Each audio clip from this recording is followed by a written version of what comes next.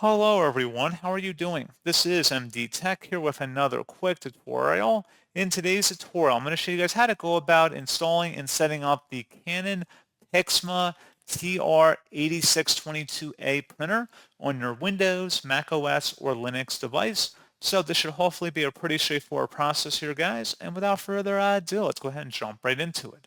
So all you have to do is open up a web browser. Doesn't matter which one, but into Google, you want to search for Canon PIXMA TR8622a support. Go ahead and search for that. Best result should come back with a Canon domain here. This is PIXMA TR8622a. Go ahead and open that up. And then you want to scroll down on this page underneath software and drivers.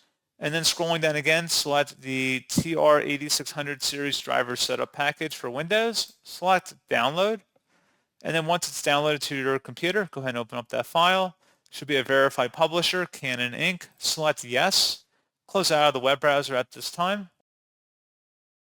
And then you want to select Start Setup, select Next, and then just let this proceed. It will be a little bit different for everyone depending on your configuration, if you're using a wireless or wired connection.